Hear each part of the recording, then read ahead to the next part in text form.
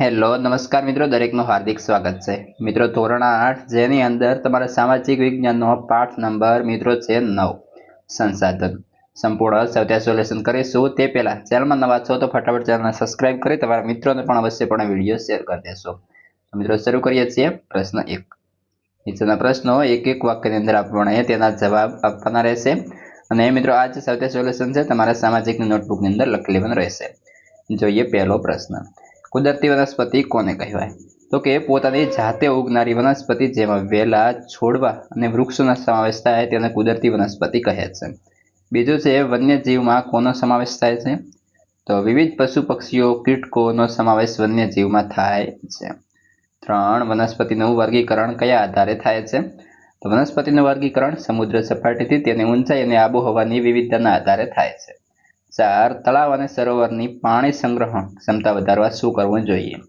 તો તળાવ, સરોવરની પાણી સંગ્રહણ ક્ષમતા વધારવા તેમાં જમા થયેલા કામ દૂર કરી તેને ઊંડા કરવા જોઈએ. પ્રશ્ન 2 જેની અંદર પ્રશ્નોના ઉત્તર આપો. પહેલો પ્રશ્ન. પ્રાપ્તિ સ્થાનના આધારે સંસાધનોનો પ્રકાર ટૂંકમાં વર્ણવો. તો પહેલો પ્રશ્ન છે સર્વસુલભ સંસાધન.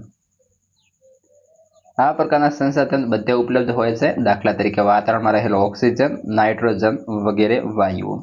ત્યારબાદ મિત્રો સામાન્ય સુલભ સંસાધન, જેની અંદર આ સંસાધનો જે છે આપણને સરળતાથી ઉપલબ્ધ હોય છે, જેમ કે જળ, ગોચર ભૂમિ વગેરે. 3 છે વિરલ સંસાધન. આ સંસાધનો મર્યાદિત સ્થાનો પરથી જ પ્રાપ્ત થાય છે, દાખલા તરીકે કોલસો, વિવિધ ધાતુઓ, ખનિજ તેલ, કુદરતી વાયુ, યુરેનિયમ વગેરે. મિત્રો વિડીયો જે છે તમારે ફટાફટ લાઈક અને તમારા મિત્રોને શેર કરી દેવાનો રહેશે.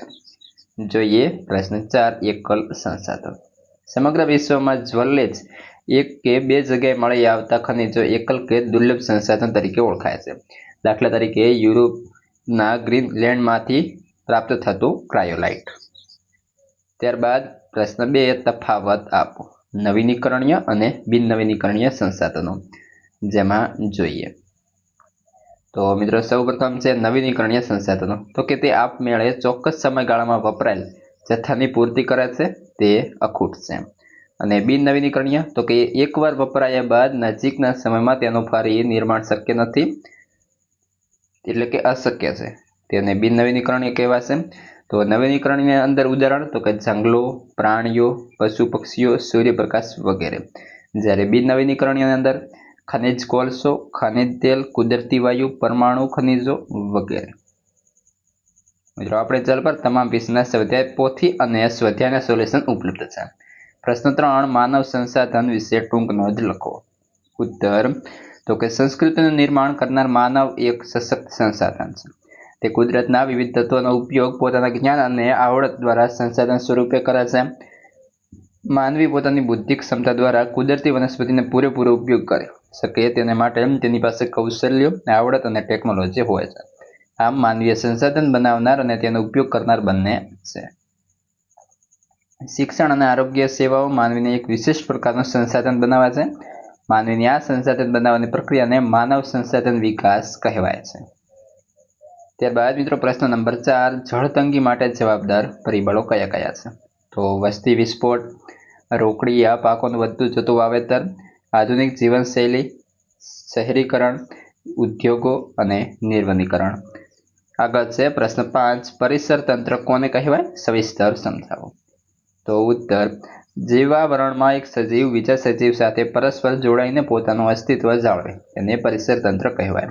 વનસ્પતિ ફક્ત આપણે જરૂરિયાતો પૂરી નથી કરી, આ ઉપરાંત તે પ્રાણી સૃષ્ટિ માટે આવાસ અને ખોરાક પૂરા પાડે છે.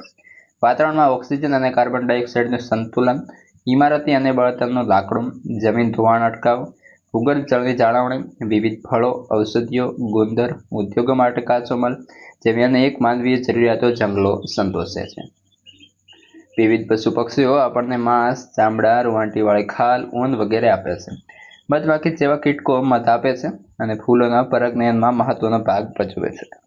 કે જે પક્ષીઓ વિવિધ કીટકોનો આહાર કરી તેના સંખ્યા નિયંત્રણમાં રાખે છે. આમ પરિસર તંત્રમાં દરેક નાના મોટા સજીવની અનન્ય ભૂમિકા હોય છે. પ્રશ્ન 6 જંગલો આપણને ખૂબ ઉપયોગી છે, વિધાન સમજાવો. તો કે ઓક્સિજનનું પ્રમાણ જળવાતા ગ્રીન હાઉસ ઇફેક્ટને અંકુશમાં રાખી શકાય છે. વાતાવરણમાં ઓક્સિજન અને કાર્બન ડાયોક્સાઇડનું સંતુલન રાખવામાં ઉપયોગી છે. જંગલોનું જમીન ધોવાણ અટકાવે છે, જેથી જમીનની ફળદ્રુપતા જળવાઈ રહે છે. જંગલોને કારણે વરસાદની પ્રાપ્યતા વધે છે, તેમજ ભૂમિગત જળની જાળવણી શક્ય બને છે. જંગલો એ પ્રાણીઓ, પક્ષીઓ તથા કીટકો માટે કુદરતી નિવસન તંત્ર છે. આ ઉપરાંત જંગલો ઇમારતી અને બળતણનું લાકડો, વિવિધ ફળો, ઔષધિઓ, ગુંદર, ઉદ્યોગો માટે કાચો માલ જેવી અનેક માનવીય જરૂરિયાતો સંતોષે છે. પ્રશ્ન 7. સંસાધનો સંરક્ષણના ઉપાયો જણાવો. તો પહેલો છે જમીન ધોવાણની ફળદ્રુપતામાં ઘટાડો થતો હોવાથી તેને અટકાવવું. રાસાયણિક ખાતરને બદલે છાણિયા ખાતરનો ઉપયોગ કરવો. ટપક સિંચાઈ પદ્ધતિનો વ્યાપ વધારવો. જંતુનાશક દવાઓનો વપરાશ ઘટાડી જૈવજંતુનાશકોના વપરાશને ઉત્તેજન આપવું. વન્યજીવ સંરક્ષણ માટે શિકાર તેમજ વૃક્ષછેદન માટેના કડક કાયદા કરવા. જંગલ વિસ્તારમાં પશુચારણ અટકાવવા માટે ખાસ પગલાં લેવા. ચોમાસામાં વહી જતા પાણીને રોકી જળસંચય કરવા. ડેમ, ચેકડેમ, તળાવ કે સરોવરનું નિર્માણ કરી ભૂગર્ભ જળ પાણીની તંગી તેમજ ખેતી માટે પાણીની સમસ્યા હલ કરી શકાય. અને વપરાયેલા પાણીનો પુનઃ ઉપયોગ કરવો. જે સંસાધનો ફરીથી ઉપયોગમાં લઈ શકાય તેમ હોય તેને પુનઃ ઉપયોગમાં લેવા જોઈએ. જે સંસાધનો બિનનવીનીકરણીય છે તેના સ્થાને અન્ય વિકલ્પ શોધવા જોઈએ. પ્રશ્ન 8. સંસાધનોનું સંરક્ષણ કરવું એ આપણા સૌની ફરજ છે. વિધાન સમજાવો. તો મિત્રો ત્યાંનો ઉત્તર બનશે જો સંસાધનોનું જતન ન કરીએ તો પરિસર તંત્રની સમતુલા ખોરવાઈ જાય. માનવીય હસ્તક્ષેપના કારણે વૃક્ષો અને વન્યજીવોને અન્ય એક પ્રજાતિ આજે લુપ્ત થઈ ગઈ છે, લુપ્ત થવાના આરા છે. સંસાધનો વિના માનવીય જીવનની કલ્પના થઈ શકે નહીં. વધતી જતી વસ્તી અને ટેકનોલોજીના બેફામ વિકાસથી સંસાધનોનો વપરાશ વધી રહ્યો છે. માનવીના ભવિષ્યને ધ્યાને લઈ સંસાધનોનો આયોજનપૂર્વક અને કરકસરભર્યો ઉપયોગ કરવો જોઈએ. આમ ભવિષ્યમાં આવનારી પેઢીઓની જરૂરિયાત માટે સંસાધનોનું સંરક્ષણ કરવું એ આપણા સૌની ફરજ છે. મિત્રો પ્રશ્ન 3 જેની અંદર આપણે વિકલ્પો લખવાના છે. પહેલો વિકલ્પ છે રાસાયણિક ખાતરનો વપરાશ લાંબા ગાળે. તો કે ઓપ્શન એ જમીનની ગુણવત્તા મિત્રો ઘટાડે છે. વધીએ આગળ. બીજા નંબરે નીચેનામાંથી કયું સંસાધન બિન નવીનીકરણીય છે? તો ખનિજ કોલસો આપણે ઉપર કોષ્ટકમાં જોયું. 3 નીચેનામાંથી કયું સંસાધન વિરલ છે? તો એ પણ ખનિજ તેલ થશે. આ હતું સંપૂર્ણ સોલ્યુશન. હવે આગળના પાઠનું સોલ્યુશન અને અન્ય વિષયના સોલ્યુશન આ વિડીયો ડિસ્ક્રિપ્શનમાં મળી જશે.